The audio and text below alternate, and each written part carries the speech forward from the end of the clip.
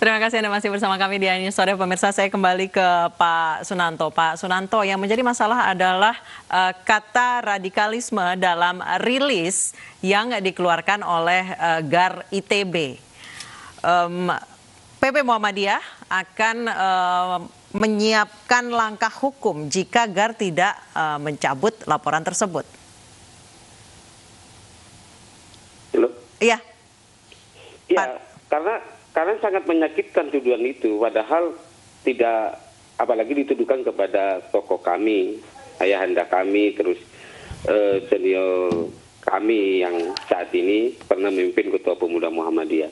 Apalagi dilihat dari perjalanan Pak Din, tidak ada dalam nampak radikal seperti stereotip yang selama ini kan terlalu jelek stereotip radikal itu, menghalalkan segala cara, terus bisa menggugat dan sebagainya. Saya kira kan ini persoalan yang internal ITB ya, tentang wali amanah yang digugat oleh GAR misalnya, untuk minta mundur dan sebagainya. Diselesaikan Pak Din itu dipilih oleh Senat, dimintai Senat aja suruh milih. Apa ini juga harus melibatkan tentang radikal. Memang paham radikalismenya kayak apa sih sebenarnya? Itu kan harus dijelaskan.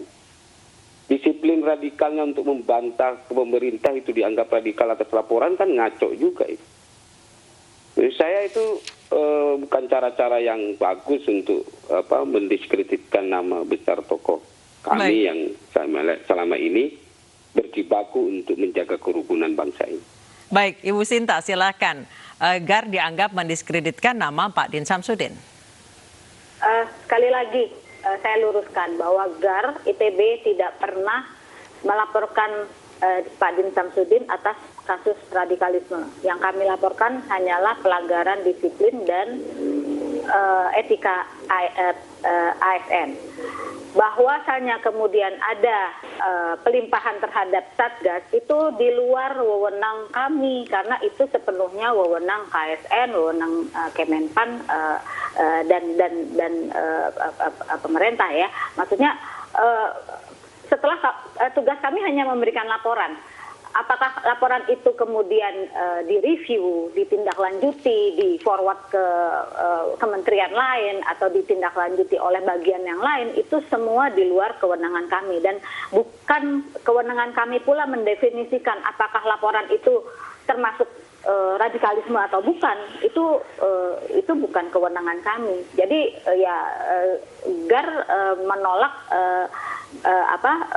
bahwa kami dituduh melaporkan Pak Din Samsudin radikalisme, karena kami memang tidak melaporkan kasus radikalisme. Baik, jadi kata radikalisme itu keluar setelah memang GAR audiensi dengan KASN, dengan pemerintah, pokoknya seperti itu ya Bu ya? Iya, setelah ada pelimpahan dari KASN kepada Satgas. Oke. Itu saja. Jadi menurut Anda kata radikalisme ini keluar dari rilisnya GAR, tanggung jawab pemerintah gitu ya Bu ya? Begini ya Mbak, sebentar, kami sebenarnya ada surat dari surat dari KASN kepada Kominfo ya, dan di situ memang ada kata-kata bahwa kasus tersebut diduga sebagai tindakan radikalisme. Jadi saya bisa berikan suratnya nanti ke iNews TV. Jadi dokumen itu yang kami jadikan dasar. Bahwa kalau GAR sendiri kita nggak berhak dong. Kalau menurut GAR, Bu Sinta, tindakan yang dilakukan oleh Pak Din dengan sering mengkritik pemerintah itu tindakan radikalisme atau kritik? Kalau menurut GAR? Kalau menurut kami, tindakan itu adalah melakukan perlawanan terhadap pemerintah, iya. Maksudnya begini, perlawanan. Maksudnya bahwa Pak Din menjadi tokoh oposan dan kemudian sering mengucapkan hal-hal yang kata-kata yang tajam, ya itu memang Oke, kami sudah dapat poinnya Ibu Sinta.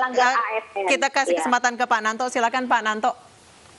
Ya, saya kira begini, kan ada apalagi Pak Din itu kan bukan struktural ya, akademisi, dosen dalam ASN-nya.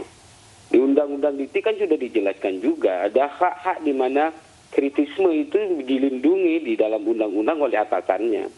Saya kira bisa dipakai begitu saja, bahwa apalagi kecuali Pak Din itu dekan, rektor atau apa itu sebagai ASN, kan ada undang-undang yang mengatakan kebebasan akademisi yang itu juga bisa dilindungi oleh pimpinan atasannya. Jadi itu ada di undang-undangnya. Jadi menurut saya berlebihan juga kalau sesuatu dikaitkan dengan ke-ASN-an gitu loh menurut saya.